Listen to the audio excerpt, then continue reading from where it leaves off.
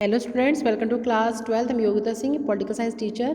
बच्चों, हमारा चैप्टर चल रहा था पॉलिटिकल साइंस में चैप्टर 9 ग्लोबलाइजेशन, वैश्वीकरण।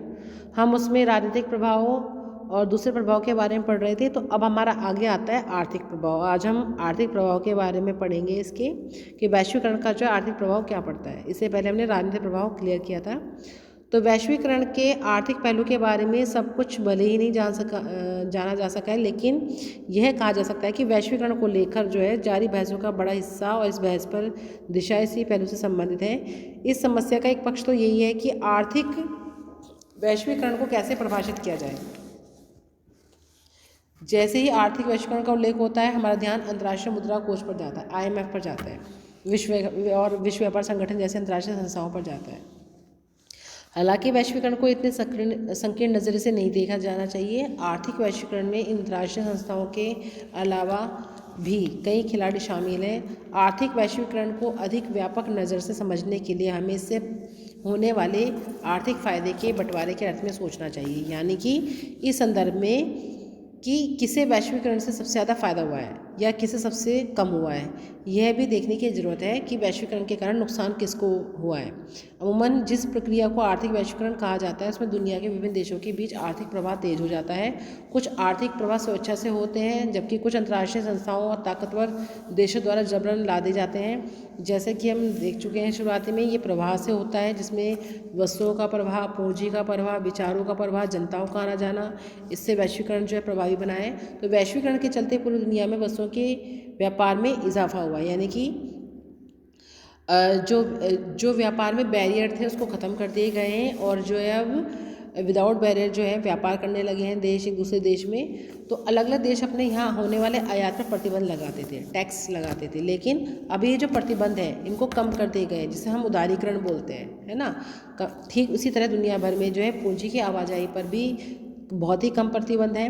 व्यापारिक धरातल पर इसका अर्थ यह हुआ कि धनी देश के निवेशकर्ता अपना धन अपने देश की जगह कहीं और निवेश कर सकते हैं। यानी यहाँ पर जो है अमेरिका की बहुत बड़ी बड़ी कंपनियाँ हैं जो यहाँ पर विकसित हुई हैं, और अमेरिका की कारगिल कंपनी है जिन्होंने यहाँ की जो परख फूड्स कंपनी है उसको खरीद लिया है। उसकी जो सारी यूनिटें यहाँ पर फैली हुई हैं, जिसमें वो पर डे के हिसाब से लाखों रुपए कमाते हैं। तो खासकर विकासशील देशों में जहाँ उन्हें मुनाफा ज़्यादा होता है, वहीं पर जो है वो अपनी यूनिट बनाते हैं। वैश्वीकरण के चलते अब विचारों के सामने राष्ट्र की सीमाओं की बाधा नहीं रही है, उनका प्रवाह आबाद हो गया है। इंटरनेट और कंप्यूटर से जुड़ी सेवाओं का विस्तार इसका एक बहुत बड़ा उदाहरण है। लेकिन वैश्वीकरण के कारण जिस सीमा तक वस्तुओं और पूंजी का प्रवाह बढ़ा है, उस सीमा तक लोगों की आवाजाही नहीं बढ़ सकी है। विकसित देश अपनी वीज़ा नीति के जरिए अपने राष्ट्रीय सीमाओं को बड़ी सतर्कता से अभेद बनाए रखे हैं, ताकि दूसरे देश के नागरिक विकसित देशों में आकर कहीं उनके नागरिकों के नौकरी धंधे जो है ना हथिया लें। वैश्वीकरण के परिणाम पर सोचते हुए हमें इस बात पर ध्यान रखना चाहिए कि हर जगह एक समान नीति अपना लेने का मतलब यह नहीं होता है कि हर जगह परिणाम में समान हो। वैश्वीकरण के कारण जो है दुनिया के अलग अलग हिस्सों में सरकारों ने एक साथ आर्थिक नीतियों को अपनाया है, लेकिन विश्व के विभिन्न भागों में इसके परिणाम बहुत ही अलग हुए हैं। यहाँ भी हमें सर्वसामान्य निष्कर्ष निकालने के बजाय संदर्भ विशेष पर ध्यान देना होगा। आर्थिक वैश्वीकरण के कारण पूरे विश्व में जनमत बड़ी गहराई से बट गया है। आर्थिक वैश्वीकरण के कारण सरकारें कुछ जिम्मेदारियों से अपने हाथ खींच रही हैं और इसकी सामाजिक न्याय से सरोकार रखने वाले लोग चिंतित हैं। इनका कहना है कि आर्थिक वैश्वीकरण से आबादी के एक बड़े छोटे तबके को फ़ायदा होगा, जबकि नौकरी और जनकल्याण, जिसमें शिक्षा, स्वास्थ्य, साफ सफाई सुविधा के लिए सरकार पर आश्रित रहने वाले लोग बदहाल हो जाएंगे। सामाजिक न्याय के पक्षधर इस बात पर जोर देते हैं कि कुछ स्थानिक उपाय किए जाने चाहिए, जिससे कि सामाजिक सुरक्षा कवच तैयार किया जाना चाहिए, ताकि लोग जो आर्थिक रूप से कमज़ोर जो हैं उन पर वैश्वीकरण का जो है कोई प्रभाव ना पड़े। ऐसा काम जो है करना चाहिए। दुनिया के अनेक आंदोलन की मान्यता यह है कि सामाजिक सुरक्षा कवच की बात अव्यावहारिक है और इतना भर उपाय पर्याप्त नहीं होगा। ऐसे आंदोलन ने बलपूर्वक किए जा रहे वैश्वीकरण को रोकने की आवाज़ लगाई है, क्योंकि इससे गरीब देश आर्थिक रूप से बर्बादी की कगार पर पहुंच जाएंगे। खासकर इन देशों के गरीब लोग एकदम बेहाल हो जाएंगे। कुछ अर्थशास्त्रियों ने आर्थिक वैश्वीकरण को विश्व का पुनः उपनिवेशीकरण कहा है। आर्थिक वैश्वीकरण की प्रक्रिया के समर्थकों का तर्क है कि इससे समृद्धि बढ़ती है और खुलेपन के कारण ज़्यादा से ज़्यादा जो है आबादी खुशहाल बढ़ती है। व्यापार की बढ़ती से हर देश को अपना बेहतर दिखाने का मौका मिलता है दूसरे देश में। इससे पूरी दुनिया को फ़ायदा होता है। इन लोगों को कहना है कि आर्थिक वैश्वीकरण अपरिहार्य है और इतिहास की धारा को अवरुद्ध करना कोई बुद्धिमानी नहीं है। वैश्वीकरण की मध्य मार्ग के समर्थकों को कहना है कि वैश्वीकरण जो है चुनौतियों की पेश की है और सजग सचेत होकर पूरी बुद्धिमत्ता से जो है इनका सामना किया जाना चाहिए। बहरहाल इस बात से इनकार नहीं किया जा सकता कि पारस्परिक निर्भरता की रफ्तार अब तेज हो चली है। वैश्वीकरण के फलस्वरूप विश्व के विभिन्न भागों में सरकार, व्यवसाय तथा लोगों के बीच जुड़ाव बढ़ रहा है। अब हम पढ़ते हैं सांस्कृतिक प्रभाव। वैश्वीकरण के कारण सिर्फ आर्थिक और राजनीतिक दायरे ही नहीं नज़र में आते हैं। हम घर में बैठे हों तब भी हम इसकी चपेट में आ सकते हैं। हम जो कुछ खाते पीते हैं, पहनते हैं, सोचते हैं, इन सब का भी जो है काफ़ी असर देखने को मिलता है। हम जिन बातों को अपनी पसंद कहते हैं वे भी वैश्वीकरण के असर के द्वारा आई हैं। वैश्वीकरण के सांस्कृतिक प्रभाव को देखते हुए इस भय को बल मिला है कि यह प्रक्रिया विश्व की संस्कृतियों को खतरा पहुंचा सकती है। वैश्वीकरण से यह तो होता है क्योंकि वैश्वीकरण सांस्कृतिक समरूपता ले आती है। सांस्कृतिक समरूपता का यह अर्थ नहीं है कि किसी विश्व संस्कृति का उदय नहीं हो रहा है। विश्व संस्कृति के नाम पर दरअसल शेष विश्व पर पश्चिमी संस्कृति लादी जा रही है। हम लोग अमेरिकी वर्चस्व वाले अध्याय 3 में वर्चस्व के सांस्कृतिक अर्थ के अंतर्गत इन बातों को पढ़ चुके हैं।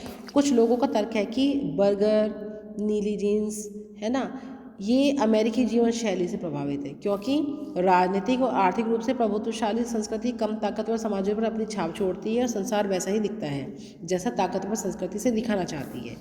जो ये तर्क देते हैं वे अक्सर दुनिया के मैकडॉनल्डकरण की तरफ इशारा करते हैं। उनका मानना है कि विभिन्न संस्कृतियाँ अब अपने को प्रभुत्वशाली अमेरिकी ढर्रे पर ढालने लगी है, क्योंकि इससे पूरे विश्व की समृद्ध संस्कृति धरोहर धीरे धीरे खत्म होती है।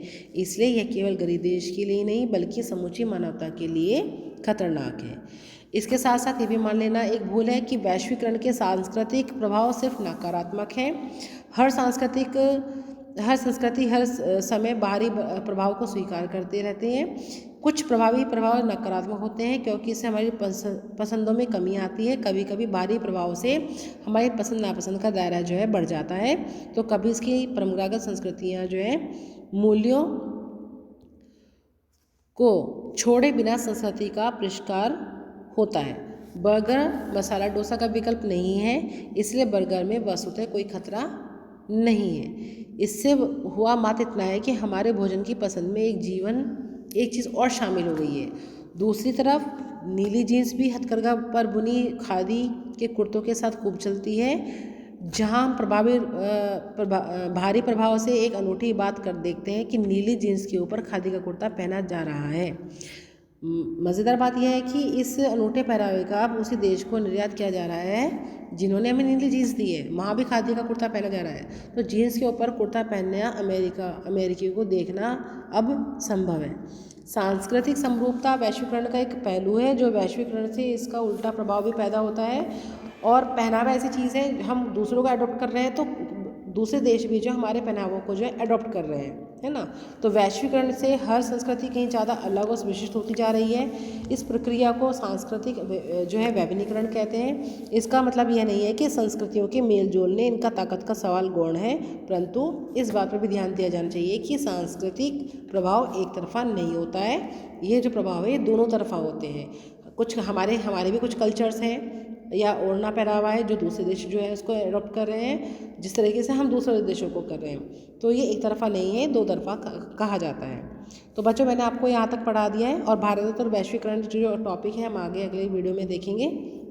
तो आप जो है यहाँ तक अपने पेजेस को जो रीड करेंगे और वीडियो को बहुत ध्यान से देखेंगे, इस वीडियो को बहुत ध्यान से समझेंगे। Thank you, have a good day.